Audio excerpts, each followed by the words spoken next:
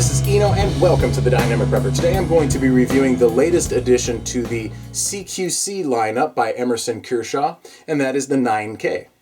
CQC standing for Close Quarter Combat. These knives are designed by Emerson as strict, straight-up tactical knives using Emerson designs, but produced by Kershaw to bring you more friendly price points. Very recently here on the channel we reviewed the CQC 8K, which is a very classic Emerson design. The drop point tanto, single bevel, chisel grind, the wave opening feature, thumb disc with the G10 handle. Very classic, battle-proven, time-tested Emerson design.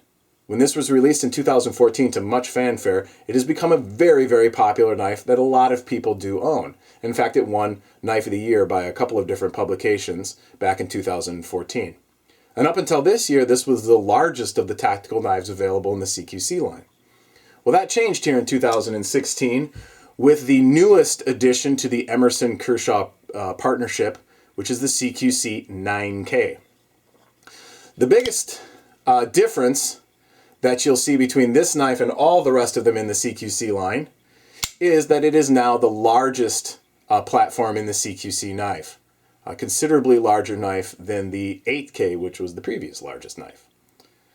Longer blade, longer overall length, bigger handle, and also we have a different blade design than we've had in the 8K. So this is what I like to call the drop point fat belly recurve.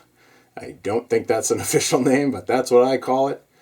A very Emerson-esque design and an overall really beautiful knife. The one thing that you'll notice about the 9K is it has a lot more integration of the features. It's a lot sleeker.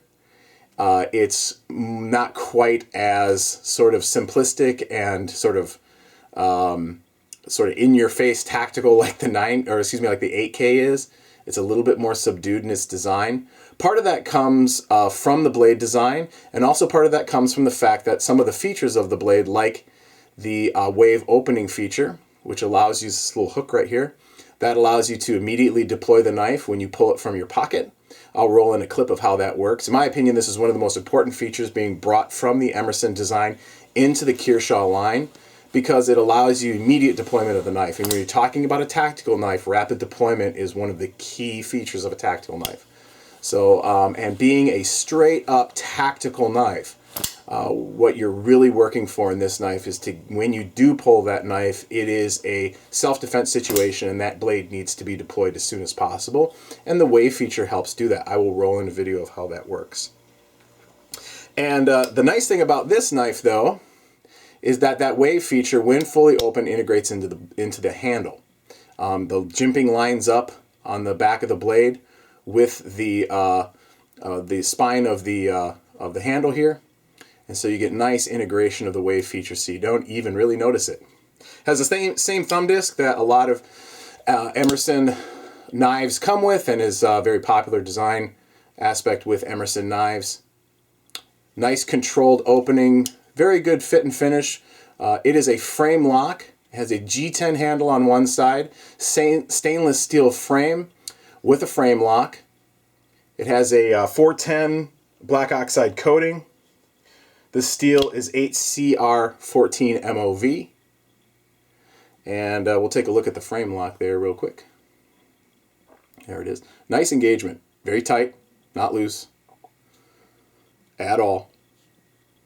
One of the things that impressed me with this knife is out of the box how well the fit and finish is of this knife. Now, being a $35 price point on this knife, I'm not sure how consistent that is.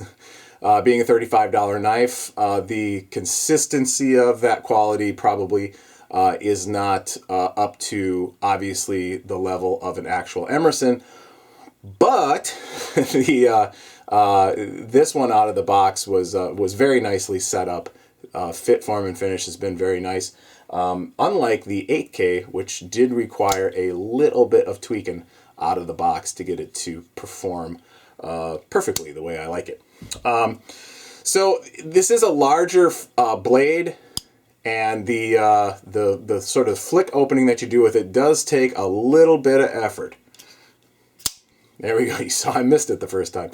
So it is a larger blade, and it does require definitely a little bit more thumb strength and a lot more flick to the wrist, as opposed to the little bit smaller 8K, which opens very, very smoothly each and every time.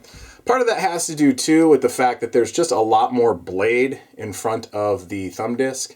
So the leverage point of the thumb disc is at a little bit different point. So it just requires a little bit more force to deploy that blade in a flick style like that. But once you've done it a couple of times, you get the hang of it, and it's very easy to do. You're probably going to miss the first time or two you try to do it. It does require, if you're used to large format knives like this, folding knives like this, it's not going to be a surprise. But if you're used to, smaller knives, and especially assisted opening knives, that can be, oops, see, I did it again. That can be that can throw you off a little bit. So it just depends on what you're used to.